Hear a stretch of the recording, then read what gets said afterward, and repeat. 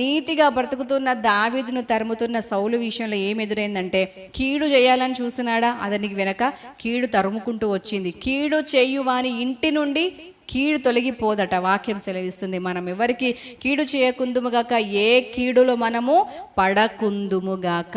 Amen. అలాగా ఈ ఒక్క సందర్భం అనే కాదు, ఎన్నో మార్లు సౌలు రాజు ఒక్కడే కాదు, ఎంతో మంది దావీదుకు శత్రువులుగా ఉంటూ అతన్ని తరమడానికి ప్రయత్నిస్తున్నప్పుడు, చంపడానికి ప్రయత్నిస్తున్నప్పుడు ప్రతిసారి కూడా దేవుడు దావీదును అద్భుతంగా కాపాడినట్టుగా వాక్యం సెలవిస్తుంది. అలాంటి సందర్భాలలో మౌనంగా ఉండలేదు దావీదు, కానీ ప్రతి సందర్భంలో దేవుణ్ణి స్తుతిస్తూ వస్తున్నాడు. నిజంగా దేవా, నీవే నన్ను కాపాడకపోతే నా ప్రాణం ఎప్పుడో వెడలిపోయేది, నేను ఎప్పుడో మంటిని హత్తుకునేవాడిని, కానీ నీ కృప నన్ను ఆవరించింది కాబట్టి నేను బ్రతికున్నాను, నీ కృతజ్ఞతాస్తుతులు చెల్లిస్తున్నాను అని చెప్తూ ప్రతిసారి దావీదు ప్రతి సందర్భాన్ని బట్టి, విడిపించిన ప్రతి దాన్ని బట్టి దేవుణ్ణి స్తుతిస్తూ వస్తున్నాడు. మనం కూడా ప్రతి విషయంలో కృతజ్ఞత కలిగిన వారంగా ఉందుముగాక, దేవుణ్ణి స్తుతించే వారంగా మనం ఉందుముగాక. ఆయన చేసిన మేళ్ళన్నిటిని తలచుకుంటూ ఆయన మయంపరుస్తూ మనము దేవుణ్ణి ఎల్లప్పుడూ మన జ్ఞాపికలో భద్రపరచుకుందుముగాక. ఆమెన్. ఇంకొక సందర్భంలో చూస్తే దావీదు విషయంలో ఇక సౌలు రాజు ఇలాగే తరుముతూ వస్తున్నప్పుడు, దావీదు ఇలాగే పారిపోతూ వస్తున్నప్పుడు, అలాగే ఫిలిష్తీయుల దేశానికి వెళ్ళినాడు. ఇప్పుడు ఇశ్రాయేలీలకు శత్రువులు ఎవరని మనం తెలుసుకున్నాం, ఫిలిష్తీయులు.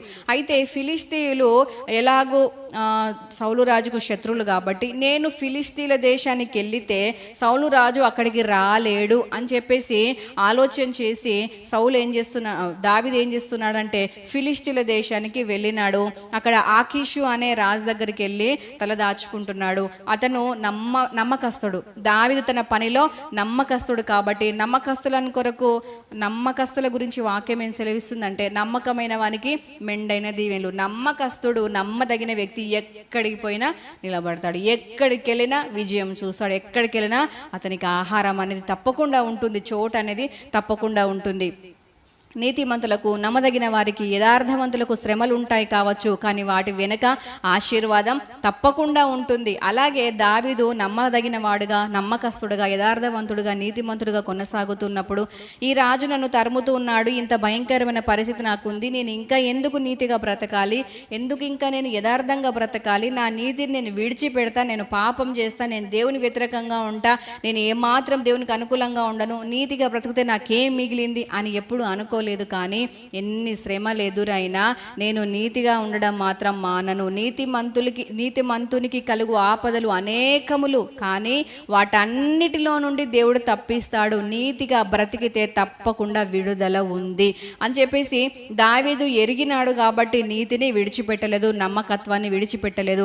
నా సొంత ఇంటి వారికి నేను నమ్మకంగా ఉంటే సరిపోతుంది, బయటి వారికి నేను నమ్మకంగా ఉండాల్సిన అవసరం లేదు అని దావీదు అనుకోలేదు. కానీ ఏ విధంగా తన రాజ్యంలో తన రాజు దగ్గర ఉన్నప్పుడు ఎలాగ నమ్మకంగా ఉన్నాడో, తన దేవునికి ఎలాగ నమ్మకంగా ఉన్నాడో, కుటుంబానికి ఎలాగ నమ్మకంగా ఉన్నాడో, అలాగే శత్రు దేశానికి వెళ్ళి తలదాచుకున్నప్పుడు ఆ రాజుకు దగ్గర కూడా అతను నమ్మకంగా ఉండటం ఎవరు గమనించినారు అంటే ఆ శత్రు రాజు గమనించినాడు. హల్లెలూయా. మనలో ఉన్న నమ్మకత్వాన్ని, మనలో ఉన్న మంచితనాన్ని దేవుడు గుర్తించే విధంగా, మన కుటుంబం గుర్తించే విధంగా, మన చుట్టూ ఉన్నవారు గుర్తించే విధంగా నమ్మదగిన వ్యక్తులముగా ప్రతి విషయంలో మనము ఉందుముగాక. ఆమేన్. దావీదు ఎక్కడికి వెళ్ళి నమ్మకత్వాన్ని చూపిస్తున్నాడు అని అంటే, దావీదు శత్రు దేశంకి వెళ్ళి తలదాచుకున్న చోట అక్కడ ఉన్న ఆకీషు రాజుకి, ఫిలిష్తీయుల రాజుకి నమ్మకంగా ఉండటం వల్ల ఆ రాజు దావీదును మంచి స్థాయిలో తన దగ్గర అందుబాటులో ఉంచుకొని అతనికి ఒక ప్రాంతమే అప్పగించినాడు.